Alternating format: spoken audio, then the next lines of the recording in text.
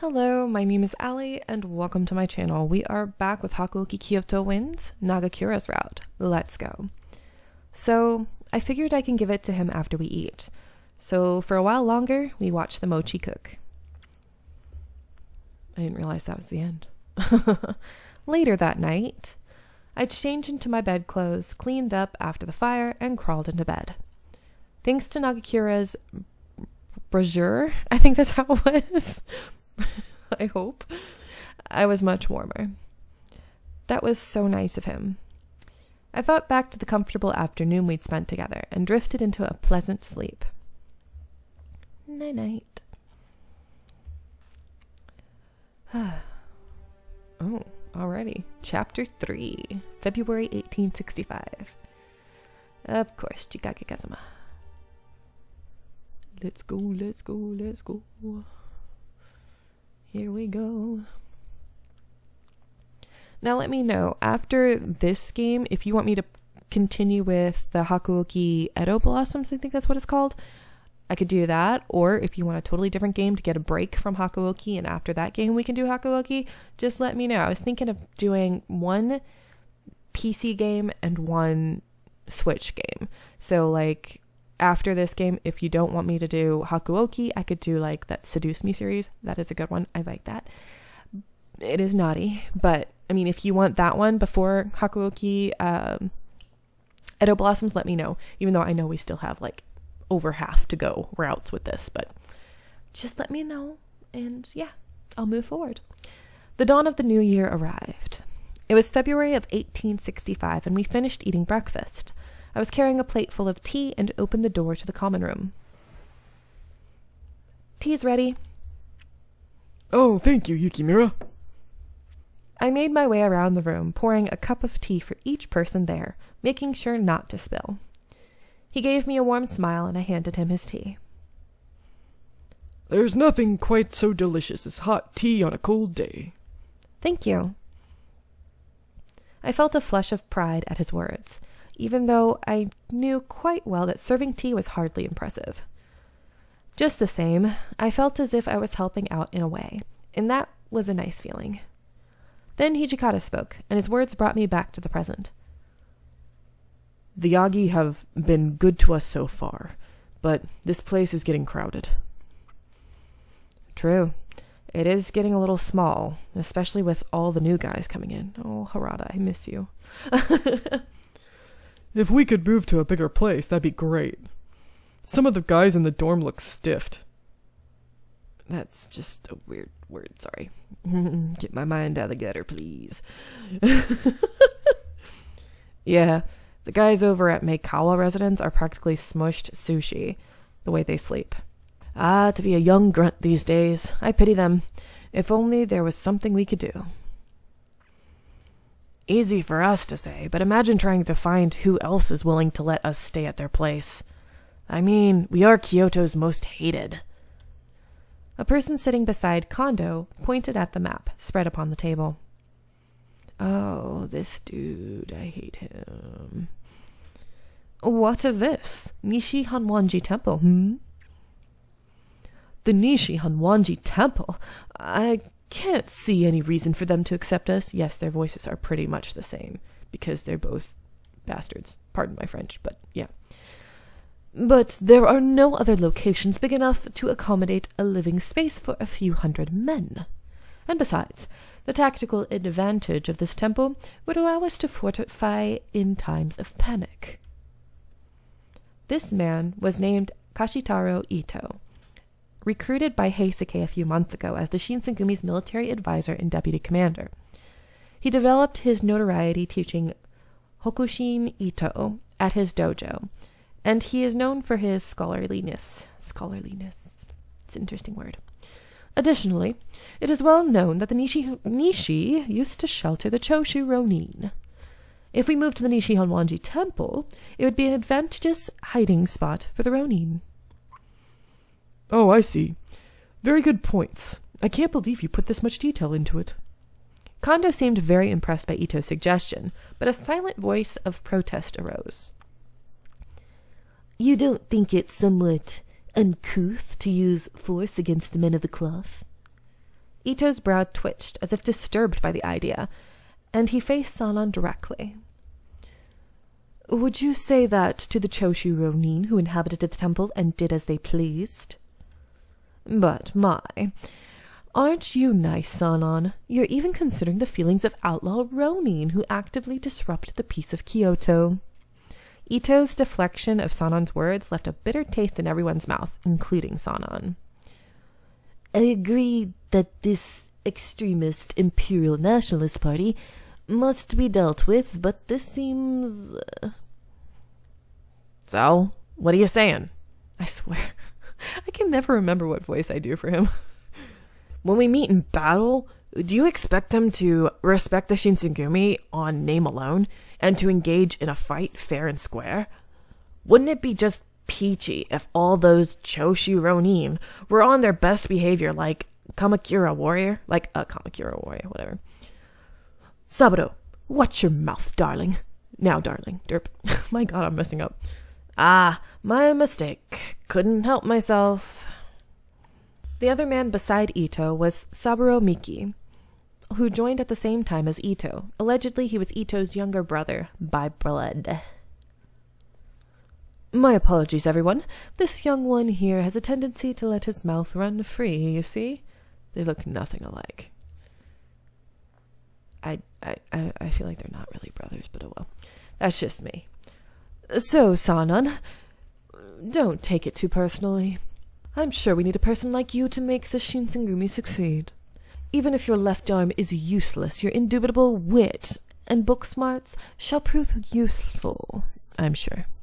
I watched as Sanan bit his lip, an act of restraint to Ito's sour words.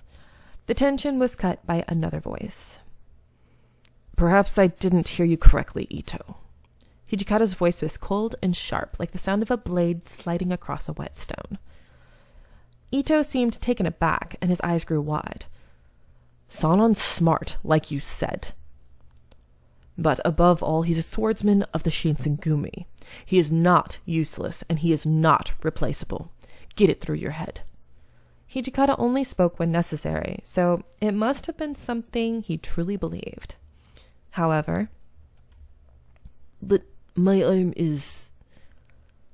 He couldn't even seem to bring himself to finish. It seemed as though Hijikata realized his words were reminding Sanan of what he used to be, causing Sanan to curl his lip into a frown. Oh dear, I didn't mean to cause such a fuss. Next time, I'll keep my thoughts to myself. No, you won't. Knowing you, nah. Sanan is quite the beloved member here, isn't he? It's nice to see such a tight-knit group. It's just that, as I'm sure you've thought about it, I hope the new members share the sentiment. Hijikata's eyes seethed with anger towards Ito. Kondo tried to relieve the tension by stepping in and clearing the air. Well, for now, let's keep business strictly in terms of finding a new headquarters location. Ito, would you mind coming with me? I would love to continue our earlier discussion about the new base. Sure, I'd love to. Seeing the two get up, Takeda followed right behind them. Little puppy dog. Chief Kondo, may I join as well? Of course. I want to hear what Ito has to offer and broaden our views. Even the captains of the Shinsengumi must push themselves to learn more than fighting.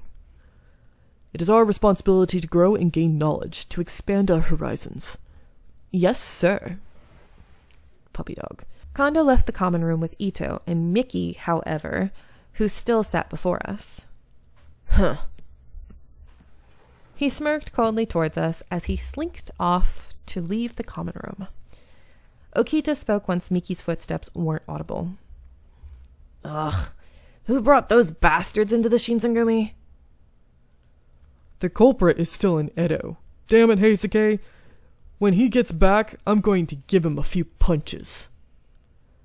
Ito is with the Imperial Nationalist Party, aye? Surprising to see people with the same beliefs as those Choshu bastards joining the Shinsengumi.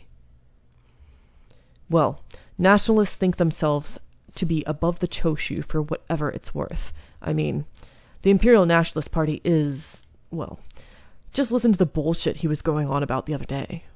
It seems as though he had rubbed off on Kondo as well, which is a poor influence in my opinion. Well, Kondo is a kind person. He is easily deceived by silver tongues, those who appear virtuous, but are real scumbags. So, Ito is our deputy commander, and his little brother is the captain of the 9th Division, huh? That is gonna be a real bitch. Eventually, Hijikata approached Sanan, who weakly hung his head, facing the floor in shame.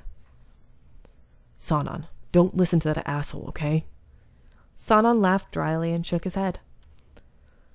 He is well educated and a skilled orator. Not only that, he's good with the sword.